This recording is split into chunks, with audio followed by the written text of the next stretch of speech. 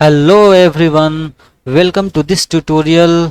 और गाइज आज हम स्टार्ट करेंगे इलेक्ट्रिसिटी का अगला टॉपिक। सो गाइज इससे पहले वाला मेरा लेक्चर नहीं देखा है तो प्लीज़ जाओ उसको देखो, ताकि ये जो आने वाले टॉपिक्स है ना भाई, वो आप लोगों को और ही अच्छे तरीके से समझ में आ जाए। सो गाइज हम स्टार्ट करते हैं हमारा अगला टॉपिक। और टॉपिक स्टार्ट करने से पहले एज यूजुअल जैसे कि हम क्या कर लेते हैं, रीकैप कर लेते हैं कि हमने अभी तक क्या क्या पढ़ लिया है भाई। ठीक है, तो हमने देखो भैया चार्ज के बारे में पढ़ लिया है, हमने प्रॉपर्टीज ऑफ इलेक्ट्रिक चार्ज के बारे में पढ़ लिया है, और हमने इलेक्ट्रिक करंट के बारे में पढ़ लिया है भाई कि करंट क्या होता है। हमने डायरेक्शन ऑफ करंट के बारे में समझ लिया है, हमने इलेक्ट्रिक पोटेंशियल के बारे में समझ लिया है, पोटेंशियल डिफरेंस के बारे में समझ लिया है, और एट लास्ट जो ये है बहुत ही पॉपुलर टॉपिक से कौन सा भैया, ओम्स लॉ के बारे में हमने समझ लिया है। ठीक है, तो चलो भाई अब अगला टॉपिक स्टार्ट करते हैं।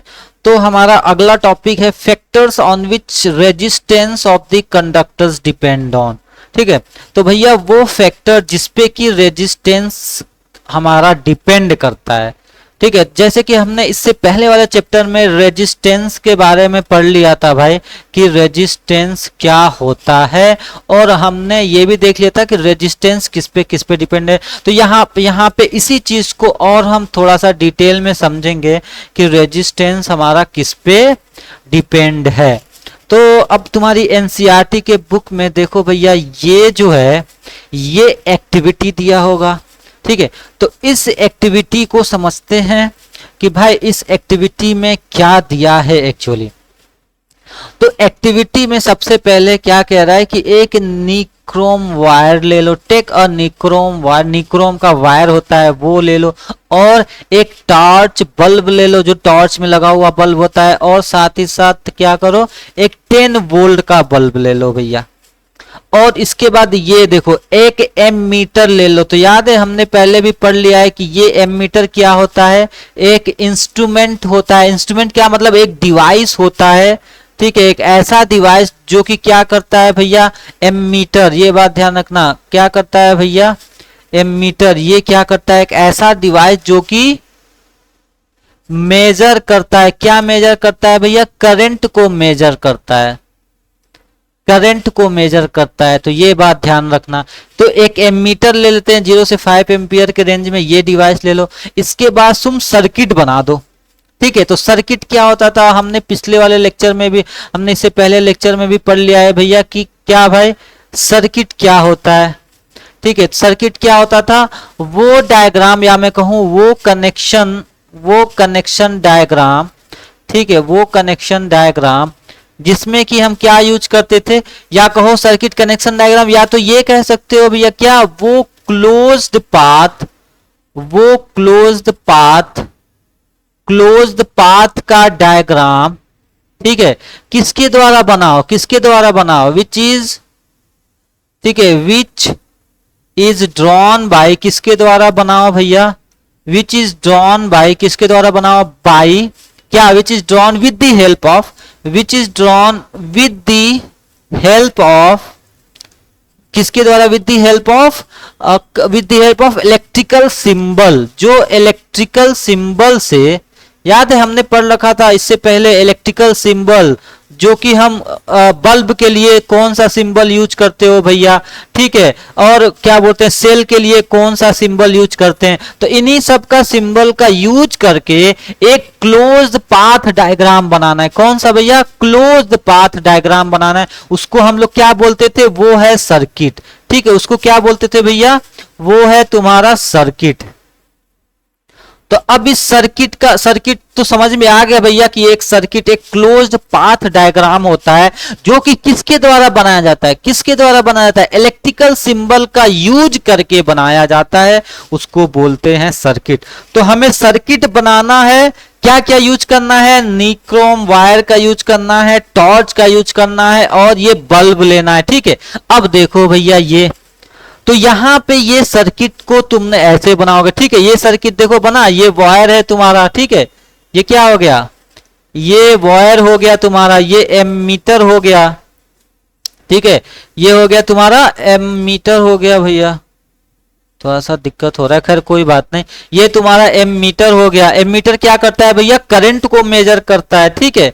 एमीटर क्या करता है, मेजर करता है, किसको मेजर करता है, करंट को मेजर करता है। चलो भाई ये बातें तो समझ में आ गई। चलो तो भाई देखो भैया, एमीटर किसको मेजर करता है, करंट को मेजर करता है, ठीक है।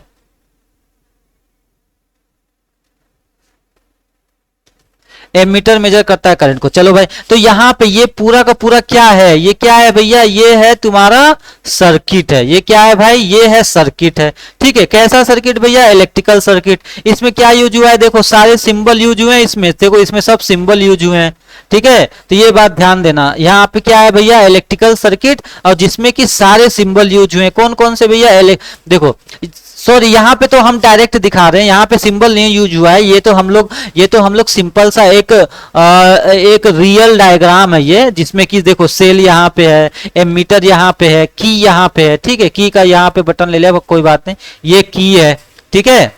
और देखो ये जो है यहाँ पे तुम्हारा एक स्पेस छोड़ा गया है। अब तुमको क्या करना है, ठीक है, इस एक्टिविटी में क्या करना है, तो इस एक्टिविटी में तुमको क्या करना है भैया, एक एक करके पहले निक्रोम ऑयल यहां से लेके आओ, फिर यहां पे लगाओ।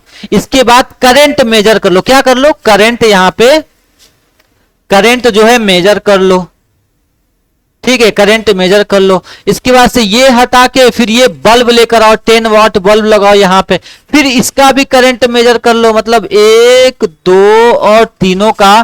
फिर इसको हटा के भैया फिर इसको लेके आओ, फिर इसका जो है यहाँ पे मेजर कर लो, ठीक है, कि टॉर्च बल्ब लगाने से कितना करंट हो रहा है। तो ध्यान रखो, हम यहाँ पे क्या कर रहे हैं, हम यहाँ पे क्या कर रहे हैं भाई, हम यहाँ पे करंट जो है करंट मेजर कर रहे हैं, ठीक है। करंट मेजर कर रहे हैं कि भैया कितना करंट, निक्रोम वायर जब लगाते हैं तो कितना करंट फ्लो हुआ इसमें, बल्ब जब लगाते हैं तो कितना करंट इसमें फ्लो हुआ, और टॉर्च बल्ब लगाते हैं तो करंट, क्या करंट सेम है या करंट वेरी कर रहा है, ठीक है। क्या भैया, या करंट वेरी कर रहा है या करंट सेम है, हमको ये पता करना पड़ेगा, ठीक है।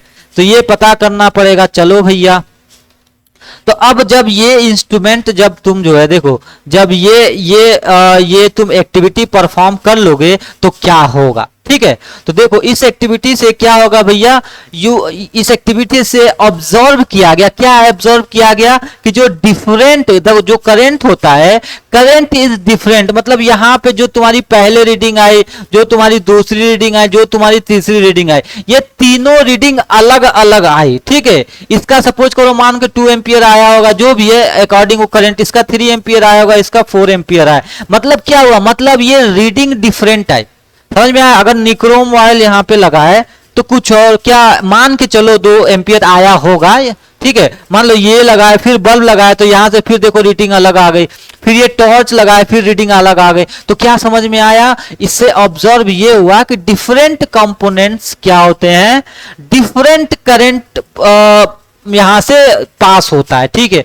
तो क्यों भैया वाई ऐसा होता है, क्यों डिफरेंट करंट पास होता है, क्यों कि क्या होता है, सर्टेन कंपोनेंट्स के पास क्या होते हैं, इजी आसानी से उससे करंट पास हो जाता है। सपोज करो मैंने वायर यहां पे लगाया, ठीक है, जब ये निक्रोम वायर मैं यहां पे लगाया तो क्या हुआ, करंट आसानी से पास हो गया, तो ज्यादा रुका नहीं, जो कि अपने अपने अपने पास जो है। अब देखो, अब चलो आगे समझ, नहीं इसी में समझ लेते हैं, ठीक है। अब इसके पास क्या होगा, निक्रोम वायर, इसके पास क्या होगा, कुछ रेजिस्टेंस होगा, मतलब कुछ ये रोकेगा, करंट को रोकेगा, तब रोकेगा तो एनर्जी इस रेजिस्टेंस के पास खपत होगी। ध्यान है, हमने पिछले वाले वीडियो में क्या पढ़ा था कि अगर यहाँ पे तुम्हें वोल्टेज दिए हो 200 वोल्टेज, ठीक है, तो अब ये क्या करेगा, वोल्टेज सारा का सारा करंट को दे देगा, कहेगा लो जाओ भैया लेके जाओ तुम। तो अब ये लेके जाएगा तो यहाँ पे रेजिस्टेंस मिल गया, तो अब ये आई क्या करेगा, आई जो है करंट इस रेजिस्टेंस में कुछ बांट देगा इस 200 में से। समझ में आ रहा है, हमने पढ़ा था ओम्स लॉ में, V equal to I R. तो V के पास अगर 200 है तो इसके पास भी टोटल कितना होना चाहिए, 200 होना चाहिए। आई आर की वैल्यू भी कितना होना चाहिए, 200 होना चाहिए। तो अब V ने क्या किया, I को दे दिया, रास्ते में उसको R मिला तो R को कुछ बांट देगा, तभी तो ये वैल्यू 200 होगी। 200 देखो, V की value 200, I equal to I R, ये दोनों इक्वल कब होगा, ये दोनों इक्वल कब होगा, जब इसकी वैल्यू इन दोनों के बराबर होगी। ठीक है। तो अब कहने का मतलब है V ने अगर यहाँ पे तुमने V दिया, V जो है I यहाँ पे फ्लो हुआ, I आया, तो अब यहाँ पे निक्रोम वायर लगाएं, ठीक है। अब I जो है 200 लेके आया मान लो, अब निक्रोम R लगा दिया, तो अब I क्या करेगा, इसको बांटेगा अपने में से 200 पूरा करने के लिए, ठीक है। 200 पूरा करने के लिए अपने में से ये कुछ दे देगा, ताकि जो है I और R की वैल्यू क्या हो, 200 हो, ठीक है। तो अब ऐसा देगा कि इसका मल्टीप्लीकेशन 200 के बराबर हो। चलो भैया, तो कहने का मतलब ये है, तो करंट डिफर हो रहा है। अब जब ये लगा रहे हो, फिर ये लगा रहे हो, फिर ये लगा रहे हो, तो क्या हो रहा है, इसका मतलब इन तीनों का R का वैल्यू अलग अलग होगा, R1 R2 और R3। इसका रेजिस्टेंस अलग होगा, देखो इसका रेजिस्टेंस अलग होगा, इस बल्ब का अपना अपना रेजिस्टेंस, याद है पड़े थे, इसका अपना अपना रेजिस्टेंस होगा खुद का। तो जब अलग अलग R होगा तो भैया करंट जब इसके साथ आई जाएगा, इसके साथ आई जाएगा, ठीक है, तो I भी अलग अलग हो जाएगा भैया, ठीक है। क्या होगा, I को भी अलग अलग होना पड़ेगा भैया, ठीक है। I अगर अलग अलग नहीं होगा तो ये 200 के बराबर कैसे होगा, ठीक है। अगर तुमको समझ में आ रही अच्छी बात है, नहीं तो कोई बात नहीं, ठीक है। इसका मतलब I1 I2 I3 होना पड़ेगा, तभी तो V जो दिए हो, जो यहां से जो तुम 200 दिए हो, 200 ही तो लेके जाएगा, बाकी अलग अलग कहां पे हो रहा है, यहां पे अलग अलग हो रहा है। तो अब जब R1 R2 R1 को दे दिया तो I भी क्या होगा, अलग अलग हो जाएगा, I1 I2 I3। इसका मतलब क्या हुआ कि भैया कुछ कंपोनेंट आसानी से करंट को पास कर देते हैं। इसका मतलब रेजिस्टेंस कम होता है, किसी में रेजिस्टेंस क्या होता है, कम होता है, और किसी में रेजिस्टेंस अदर जो है रेजिस्ट दी फ्लो को, किसी में रेजिस्टेंस जो है ज्यादा होता है। इस वजह से क्या हो रहा है, इस वजह से यहां पे जो है, इस वजह से यहां पे करंट क्या हो रहा है, करंट डिफरेंट हो रहा है। करंट देखो ध्यान रखना, जब अलग अलग लगा रहे हैं तब, ये नहीं बोल रहा हूं एक ही वायर में अलग अलग लगा रहे हो तो करंट की रीडिंग क्या हो गई, डिफरेंट हो गई, ठीक है। चलो भैया अब आगे समझते हैं, ठीक है। देखो भैया आगे क्या है, दूसरा एक्टिविटी है। देखो इस दूसरे एक्टिविटी को समझना, ठीक है। यहाँ पे देखो, यहाँ पे एक निक्रोम वायर लगा है यहां से यहां तक, ठीक है। चलो भैया, अब ये दूसरा वायर है, ठीक है। देखो इसकी L लंबाई है अगर, तो इसकी लंबाई 2L है, ध्यान रखना। इसकी लंबाई क्या है भैया, 2L इसकी लंबाई है, ठीक है। इसकी लंबाई 2L है। अब ये जो तीसरा नंबर का है, ये मोटा है, ये थिक है, ये ठीक है, ध्यान रखना। अब ये जो चौथा नंबर है, इसमें मटेरियल ही अलग हो गया, दूसरा मटेरियल का लगा है। देखो मैं क्या बोल रहा हूं, मटेरियल ही अलग लगा है। क्या मटेरियल, अगर ये निक्रोम वायर का था, सपोज करो निक्रोम वायर का था, तो सपोज करो यहाँ पे कॉपर वायर लगा दिया, सपोज करो कॉपर वायर लग गया भैया। तो ध्यान दो, पहला क्या है भैया, पहला निक्रोम वायर है, दूसरा उसकी लंबाई बढ़ गई है, तीसरा में थिक वायर है, चौथे में अलग मटेरियल का है। तो अब इसी को तुमको इस एक्टिविटी को ऐसे परफॉर्म करना है भैया। क्या, replace the nichrome wire by another nichrome wire, जो कि क्या हो, जो कि सेम थिकनेस हो बट लेंथ क्या हो, ट्वाइस हो। अब क्या करो, इसको 2 नंबर वाले से रिप्लेस करो, जिसकी लेंथ क्या है, लेंथ क्या है, दुगुना है, 2L है। अगर इसकी लेंथ L है, ये बताओ, अगर इस वाले की लेंथ L है तो इस वाले की दुगुना है, तो इस वाले की लेंथ क्या होगी, L डैश क्या होगी, 2L लिख सकते हो ना भैया। L से दुगुना है तो इसको 2L लिख सकते हो, ठीक है। चलो भैया तीसरा फिर कह रहा है भैया, ये लगा के एमीटर का जो रीडिंग है, ठीक है, एमीटर का जो रीडिंग है, सॉरी एमीटर का रीडिंग है, ये एमीटर लगा हुआ है, इसको इसका रीडिंग मेजर करो। फिर कह रहा है भैया अब क्या करो, इसको रिप्लेस करो तीसरे नंबर से, तीसरे में क्या है, थिकर निक्रोम वायर से रिप्लेस करो, उसके बाद फिर रीडिंग मेजर करो। फिर कह रहा है भैया इसको हटाओ और फिर चौथे वाले को रिप्लेस करो, फिर रीडिंग मेजर करो। चौथे वाले में क्या है, मटेरियल अलग है, क्या है भैया, मटेरियल अलग है। तो अब क्या हुआ, जब तुमने ऐसा किया तो क्या हुआ भैया, एमीटर, अब सपोज करो ये 1 था, 1 में मान लो 2 एम्पियर फ्लो हो रहा था। अब जैसे ही तुमने लेंथ डबल किया, लेंथ क्या किया, डबल किया, तो इसकी रीडिंग डिक्रीज हो गई। मतलब मान के चलो कि पहले वाले केस में अगर 1 एम्पियर था, सॉरी पहले वाले केस में अगर 1 एम्पियर था, ये वाला जब वायर लगाए थे, ये वाला वायर लगाए थे, तो इसमें रीडिंग तुमने देखा कि 1 एम्पियर करंट जा रहा है इसमें से, ठीक है, इसमें से 1 एम्पियर करंट जा रहा है। अब दूसरा जब तुमने लगाया, दूसरे में क्या हुआ, लेंथ बढ़ गया, 2L लेंथ हो गया, तो इसका सॉरी 2 एम्पियर मान लो, पहले में 2 एम्पियर था तो दूसरे में क्या हुआ 1 एम्पियर हो गया, घट गया। देखो लेंथ जब बढ़ा तो क्या हुआ, घट गया रीडिंग, करंट घट गया। जब लेंथ बढ़ाए तो क्यों करंट घट गया, क्योंकि अब इसके अंदर कुछ रेजिस्टेंस होगा, आर होगा, आर ज्यादा वैल्यू खा रहा होगा आई के साथ, आई आर, तो आर जो है ज्यादा वैल्यू खा रहा है तो करंट की वैल्यू कम हो गई, क्योंकि भैया वोल्टेज यहाँ पे 200 अप्लाई करेंगे तो ये 200 ही इसमें पास होगा।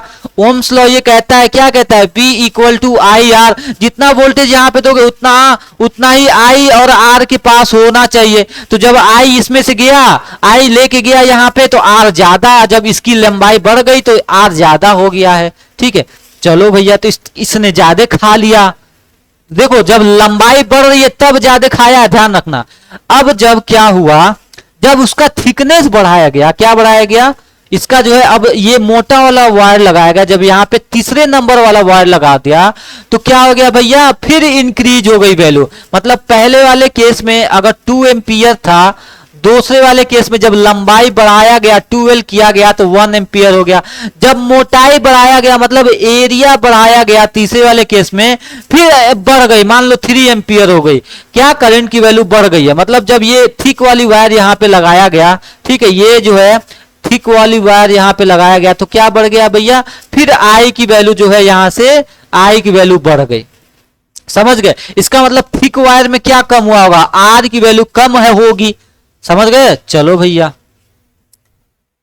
चलो और देखो भैया, जब इसमें जो है, जब इसका डिफरेंट मटेरियल का लगाया गया, मतलब चौथे नंबर का, अब कॉपर की वैल्यू लगाया गया तो भी करंट की वैल्यू कुछ हो गई। पहले वाले केस में मान लो 2 एम्पियर थी, दूसरे वाले केस में घट गई 1 एम्पियर हो गई, तीसरे वाले केस में बढ़ गई 3 एम्पियर हो गई, फिर चौथे वाले केस में जब मटेरियल अलग, जब अलग, ये देखो ये जो चौथे नंबर का है ना, ये दूसरे मटेरियल का, आप समझ में आ रहा है ना दूसरा मटेरियल क्या होता है। अब इतना नहीं समझ में आ रहा है, हिंदी समझो, फिर हिंदी कैसे पढ़ा जाता है।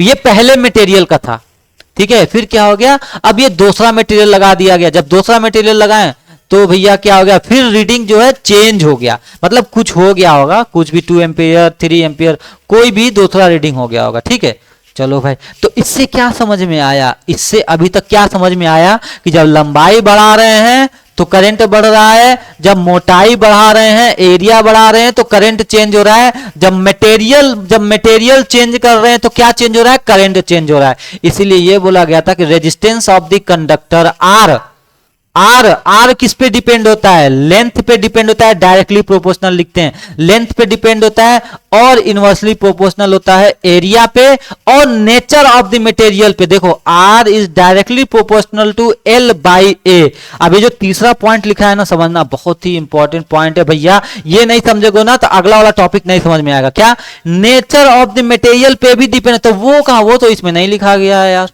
वो तो इसमें नहीं लिखा गया है, तो वो कहां है, वो इसके अंदर छुपा हुआ है प्रोपोर्शनलिटी के अंदर। जब R is directly proportional to L by A लिखते हैं तो अब nature of the material is proportionality, जब इसका साइन हटाएंगे तो आर इक्वल टू होगा क्या, रो एल बाई ए।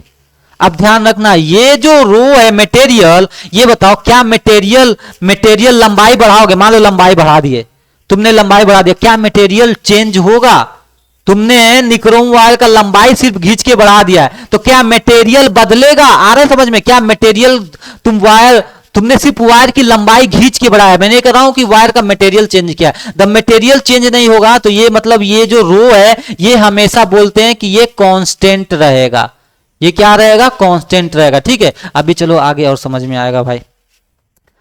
तो देखो यार, कुल मिला जुला कि ये जो हमारा जो वो है ना यार, ये बहुत ही इंपॉर्टेंट है भैया। क्या कि जो R इक्वल टू ये लिखा गया ना, R equal to rho L by A. ठीक है, मतलब मान के चलो एक वायर है, ठीक है ना, एक वायर ये है, इसकी लेंथ ये है और एरिया ये है, तो R इक्वल टू क्या हो जाएगा भैया, R इक्वल टू हो जाएगा रो एल बाई ए। ठीक है, तो चलो लंबाई अगर लंबाई बढ़ा दिया तो क्या हो गया, लंबाई बढ़ाओगे तो R की वैल्यू बढ़ेगी। अब ध्यान से देखना यहाँ पे भैया, मान के चलो लंबाई हमने खींच के बढ़ा दिया तो R इक्वल टू क्या होगी, रो एल बाई ए। इसको बढ़ा दिया मतलब 2L कर दिया तो लंबाई बढ़ाए तो R की वैल्यू बढ़ रही है। चलो भैया एरिया बढ़ा सकते हो, एरिया भी बढ़ा इसको फैला दिए इसी मटेरियल का, किसका, मान लो कॉपर का तुमने वायर लिया है, कॉपर का, इसका तुमने एरिया भी बढ़ा दोगे, जब एरिया भी बढ़ा दोगे तो आर की वैल्यू कम हो जाएगी, आर की वैल्यू क्या हो रहा है, रो में 2l बाई, मान लो एरिया बढ़ा दिया, एरिया मान लो 2a कर दिया, तब भी क्या होगी, इसकी वैल्यू कम हो जाएगी भैया। अब बताओ क्या यहाँ पे रो चेंज हो रहा है, क्या मटेरियल बदल रहे हैं, ध्यान रखना, क्या मैं मटेरियल बदल रहा हूं, बताओ क्या मटेरियल मटेरियल तो बिल्कुल नहीं बदल रहा हूं, तो ये एज इट इज रहेगा, ये क्या रहेगा, एज इट इज, ये बदलेगा नहीं। अब एक चीज देखना भैया, खतरनाक चीज, क्या, देखो भैया, R equal to rho L by A, ठीक है, तो अब ये बताओ रो इक्वल टू क्या होगा, आर ए बाई एल। तो अब ध्यान रखना, रो किसी वैल्यू निकालने के लिए तुम ऐसे लिख रहे हो वैल्यू, तो ये बताओ ये वायर था, ये वायर था, लंबाई बढ़ा रहे हो, लंबाई भी बढ़ा पा रहे हो, एरिया भी बढ़ा पा रहे हो, ठीक है, तो रेजिस्टेंस बदल जा रहा है। ध्यान रखो, जब तुम लंबाई बढ़ा रहे हो तब रेजिस्टेंस बदल रहा है, जब तुम लंबाई बढ़ा रहे हो तब रेजिस्टेंस बदल रहा है, आ रहा है समझ में। लेकिन रो की वैल्यू, मटेरियल की वैल्यू उस वायर के लिए नहीं चेंज होगी, ध्यान रखना, ये नहीं, ये उस वायर के लिए वही मटेरियल रहेगा, इसीलिए ध्यान रखना, लंबाई बढ़ाओगे तो मटेरियल की वैल्यू तो चेंज होगी, सॉरी लंबाई बढ़ाओगे तो आर की वैल्यू तो चेंज होगी, लेकिन रेजिस्टेंस भी चेंज हो रहा है। नहीं समझ में आया, चलो एक बार और समझते हैं, देखो इसको कैसे, मान के चलो R इक्वल टू क्या है, रो एल बाई ए, ठीक है। अब सपोज करो ये है वायर तुम्हारा, एक सिंगल वायर एल, ठीक है, अब तुमने इसका लंबाई बढ़ा दिया, अब तुम इसको लंबाई बढ़ाओगे तो एरिया भी कुछ होगा कम, तो मतलब दूसरा आर की वैल्यू कुछ होगा, हो जाएगी ना, आर क्या हो रहा है, बढ़ रही है। अब भैया आर की वैल्यू क्या हो रही है, बढ़ रही है, तुमने रो 2l अपॉन ए ले लिया, मतलब आर की वैल्यू बढ़ी।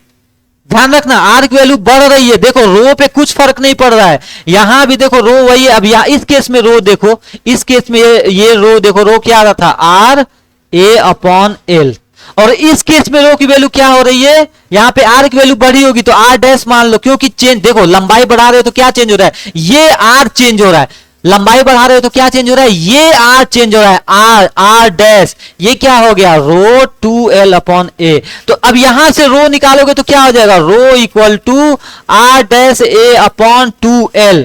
तो देखो आर की वैल्यू चेंज हो रही है, इस आर की वैल्यू, और यहां पे देखो पहले वाले केस में आर ये था, दूसरे वाले केस में आर ये हुआ, आर यहां से यहां बदल गया है, ठीक है, लेकिन क्या रहेगा, ये बताओ क्या मटेरियल बदलता है, मटेरियल हमने बदला नहीं बढ़ा। तो देखो जो वैल्यू यहां पे भी निकल के आएगी ना, मान लो यहां पे निकल के आ गया 10, तो यहां पे भी 10 निकल के ही आएगा, रो की वैल्यू नहीं चेंज हो रहा है, क्योंकि हमने मटेरियल नहीं चेंज किया है, ध्यान रखना, हमने मटेरियल नहीं चेंज किया है। आर की वैल्यू भले बढ़ जाएगी, रेजिस्टेंस रुकावट बढ़ जाएगा, लेकिन ये रो नहीं चेंज होगा। इसी रो को बोलते हैं क्या, रेजिस्टिविटी बोलते हैं, क्या बोलते हैं, रेजिस्टिविटी। ये रेजिस्टिविटी क्या होता है भैया, ये जो है रेजिस्टिविटी क्या होता है भैया, वो ये पता करता है कि हाउ स्ट्रॉन्ग, कितनी ताकत से रोकता है करंट को। आपने पढ़ा था ना, एक वायर है, रेजिस्टेंस क्या होता है भैया, आर क्या होता है, एल बाई ए, ठीक है, मतलब कि वो रुकावट। अब रो क्या हो गया, यहां से अगर तुम रो निकालो तो रो की वैल्यू क्या हो गया, आर ए अपॉन एल। तो ध्यान रखना, तो रेजिस्टिविटी क्या बताता है, वो ताकत, तो रेजिस्टिविटी की वैल्यू यहां से निकाल सकते हो, वो वैल्यू एक तरीके से क्या है, रेजिस्टिविटी वो मटेरियल है, ये क्या प्रोवाइड करता है, ये मटेरियल क्या बताता है कि कितनी ताकत से, ये जो वैल्यू यहां से जब ये रख के निकालोगे तो ये बताएगा कितनी ताकत से, हाउ स्ट्रॉन्ग इट अपोजिट, कितनी ताकत से ये करंट को रोकेगा। ये नहीं बोल रहा है कि रेजिस्टेंस नहीं बोल रहा है भैया, ये रेजिस्टेंस, ये पावर नहीं बता, रेजिस्टेंस सिर्फ ये बताता है कि ये रोकता है, R equal to rho L by A. ये रेजिस्टेंस की वैल्यू निकालते कि इतना ओम रोक रहा है, अगर मान लो 2 ओम आया तो निकालो इतना ओम, लेकिन ये रो क्या बताता है, रो बताता है कितना ताकत से रोक रहा है। ध्यान रखना, how strongly it opposes the flow of current, जो कि कैसे निकलेगा भैया, rho equal to R A upon L, ठीक है। तो भैया रेजिस्टिविटी को क्या बोलते हैं? It is fundamental properties of material. किसका? में ये भी मटेरियल की प्रॉपर्टीज है जो कि मेजर करता है, क्या मेजर करता है? How strongly it opposes. देखो रेजिस्टेंस क्या है, रेजिस्टेंस में और इसमें कंफ्यूज मत हो जाना। रेजिस्टेंस क्या है? द प्रॉपर्टी, वो प्रॉपर्टी जो सिर्फ ओनली अपोज, जो सिर्फ अपोज करता है, वो प्रॉपर्टी है। देखो क्या बोल रहा हूं, ओनली अपोज वाली प्रॉपर्टी, वो वाली क्वालिटी। जैसे तुम्हारे अंदर क्वालिटी है कि तुम इंग्लिश बोल सकते हो, समझ में आया? कि अगर तुम्हारे अंदर क्वालिटी है, चलो ठीक है इंग्लिश बोल सकते हो छोड़ो, तुम्हारे अंदर क्वालिटी है कि तुम क्रिकेट खेल सकते हो, क्रिकेट खेल सकते हो, प्ले कर सकते हो। लेकिन एक और प्रॉपर्टी है, जिससे एक और क्वालिटी है जो कि ये बताता है कि तुम कितना बढ़िया, हाउ गुड या हाउ स्ट्रॉन्ग खेल सकते हो। तो ये दोनों अलग अलग हो गया ना। एक ये क्वालिटी है कि खेल सकते हो, एक और क्वालिटी है कि कितना बढ़िया खेल सकते हो। ये बताता है, मतलब दो आदमी है तुम्हारे पास। देखो भैया ये समझना बहुत ही इंपॉर्टेंट, बहुत ही बढ़िया चीज है यहां पे समझना कि देखो दो आदमी हैं, एक आदमी ये बताता है कि यार ये क्रिकेट खेल सकता है, ठीक है, और एक आदमी ये बताता है कि ये कितना बढ़िया, ये कितना गुड, कितना best, how good, how best ये खेल सकता है। ये बोलता है अरे ये बहुत बढ़िया खेल सकता है। तो दो अलग अलग चीज हो गए। तो एक आदमी जो सिर्फ अपोज करता है उसको बोलते हैं रेजिस्टेंस भैया, और एक ये बताता है कितना बढ़िया, कितना स्ट्रॉन्ग अपोज करता है, इसको बोलते हैं रेजिस्टिविटी बोलते हैं, ठीक है। अब जो कि रेजिस्टिविटी किससे निकलता है? वैल्यू, देखो वैल्यू की बात कर रहे हैं, उस मटेरियल का वैल्यू किससे निकलता है? आर ए अपॉन एल से निकलता है, ठीक है। चलो भाई, चलो भैया, तो अब ये बात समझ में आ गया कि रेजिस्टेंस किस पे डिपेंड करता है? लेंथ पे। देखो रेजिस्टेंस किस पे डिपेंड करता है? लेंथ पे और एरिया पे, लेंथ पे, एरिया पे और मटेरियल पे। इस मटेरियल, ये क्या है? ये मटेरियल ही तो है, रो मटेरियल ही तो है, ठीक है। ये इन तीनों पे डिपेंड करता है। अब रेजिस्टिविटी किस पे डिपेंड करती है? सिर्फ रो की बात करें, रो इक्वल टू क्या होता है भैया? R A upon L. ये किस पे डिपेंड करता है? ये डिपेंड करता है सिर्फ मटेरियल पे, सिर्फ मटेरियल पे और टेम्परेचर पे, ठीक है। मटेरियल पे और टेम्परेचर पे, उसके साइज पे, शेप पे नहीं डिपेंड करता है, ठीक है। मटेरियल और टेम्परेचर पे डिपेंड करता है। चलो भैया, अब जैसे ये बात अभी हमने कि ये बताया था भैया, इसकी लेंथ अगर तुम इसका लेंथ चेंज कर रहे हो, ठीक है, मान के चलो वही चीज है भैया, R equal to rho L by A. हमने इसका लेंथ चेंज कर दिया, लेंथ कम कर दिया, तो आर इक्वल टू क्या हो गया भैया? रो तो रो ही रहेगा, रो बदल रहा है, वैल्यू, रो की वैल्यू नहीं बदलेगी, रो की वैल्यू जो है नहीं बदलेगी, सेम रहेगी, सेम रहेगी, क्योंकि आर भले बदल जाएगा। देखो यहां पे आर की वैल्यू क्या आ गया? मान यहां पे आर की, सिर्फ आर की वैल्यू क्या आ गया? रो यहां से लगाओगे तो ये वैल्यू कुछ आ जाएगी। अगर ये 2 हो गया, ये 2 हो गया, ये 3 हो गया, तो कुछ वैल्यू आ जाएगी, ठीक है। यहाँ पे दूसरा आर की वैल्यू आ गई, आर डैश आ गया, क्या आ गया? रो मान के चलो, यहाँ पे एल बाई ए था, यहाँ पे 2 बाई ए हो गया।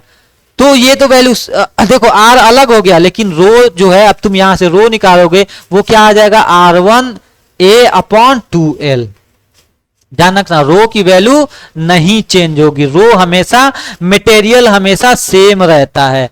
मटेरियल क्या हो गया? देखो इस वायर ये भी कॉपर का बना है और ये भी किसका बना है? कॉपर का बना है।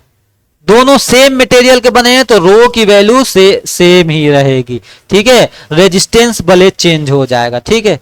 चलो भैया देखो यहां पे तो R equal to rho L by A, ठीक है। चलो भाई, तो यहां पे अगर मैं रो की बात करूं, रो क्या हो जाएगा? R A upon L. Rho की वैल्यू फिक्स रहेगी, ये सिर्फ वैल्यू निकालती है, वैल्यू कैलकुलेट करने के लिए ऐसे लिखते हैं, क्योंकि क्या रो को क्या बोलते हैं? रो को मान लो मटेरियल होता है, रो क्या होता है? मटेरियल होता है, ये मान लो तब नहीं भूलोगे। मटेरियल चेंज हो रहा है, इन दोनों में नहीं चेंज हो रहा है, क्या? लंबाई बस चेंज हो रही है, लंबाई चेंज हो रही है। जब लंबाई चेंज होती है तो क्या चेंज होता है? रेजिस्टेंस चेंज होता है, रेजिस्टेंस चेंज होता है। ये आर हो गया तो ये आर डैश मान लो, ये R1 मान लो, ठीक है। चलो भाई, ठीक है। तो रो इटसेल्फ इसलिए बोला जाता है कि रो क्या होता है? इंडिपेंडेंट होता है, इंडिपेंडेंट। देखो डिपेंड नहीं बोल रहा हूं मैं, इंडिपेंडेंट बोल रहा हूं।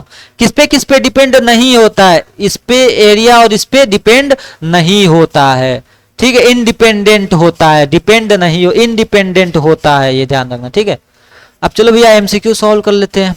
सबसे पहला question, the resistance of the conductor, क्या पूछा हुआ है, रेजिस्टेंस आर किस पे डिपेंड करता है, लेंथ पे, एरिया पे, मटेरियल पे।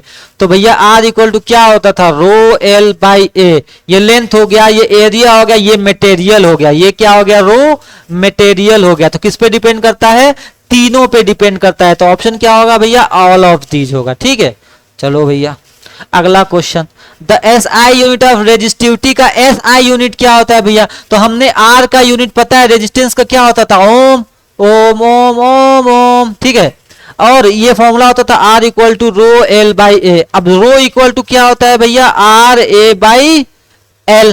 तो देखो एरिया की यूनिट क्या होती है, एरिया कैसे निकालते हैं जनरली, मीटर स्क्वायर होता है एरिया की। लंबाई कैसे नापते हैं, मीटर में नापते हैं। तो ये एरिया हो गया था मीटर स्क्वायर, ये हो गया तुम्हारा मीटर, तो ये एम से ये वाला एम कट गया, तो रो की वैल्यू क्या हो गया, आर की यूनिट क्या होती है, ओम, और ये क्या बचा, मीटर। तो ये बताओ रो की यूनिट क्या हो जाए, ओम मीटर।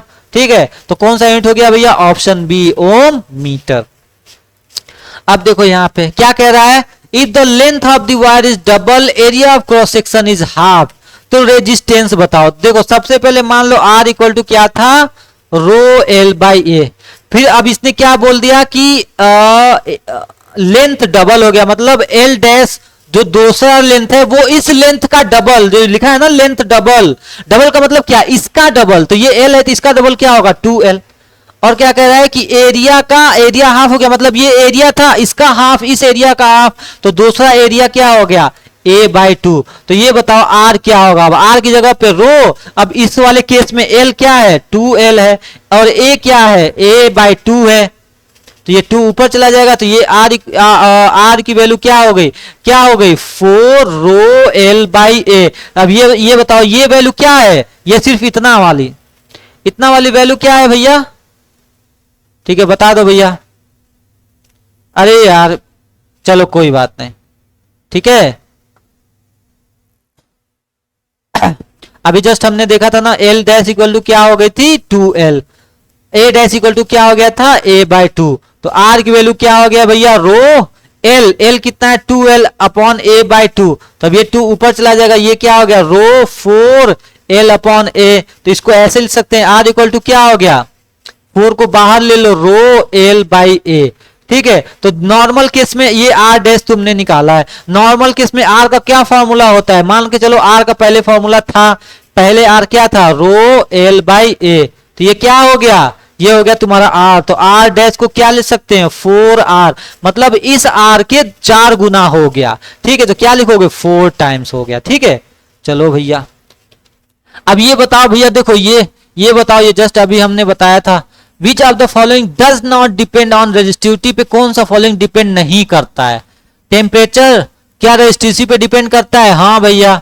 ठीक है, नेचर ऑफ मटेरियल भी, इंप्योरिटीज भी। तो ये जो लेंथ वाला है ये डिपेंड नहीं करता है, मतलब ये आंसर होगा, बाकी सब इसका आंसर नहीं होगा। तो लेंथ पे डिपेंड नहीं करता है रेजिस्टिविटी, हमने पढ़ लिया था भाई। अब देखो भैया ये भी क्वेश्चन बढ़िया है। ये क्वेश्चन क्या कह रहा है, क्या निकालना है, resistance of metal wire length 1 metre. तो R की वैल्यू कितना है, 26 ओम। अब क्या कह रहा है, लेंथ कितना है, 1 मीटर। तो L की वैल्यू लिख लो, कितना भैया, 1 मीटर। ठीक है, टेम्परेचर 20 डिग्री सेल्सियस, टेम्परेचर क्या है, 20 डिग्री सेल्सियस।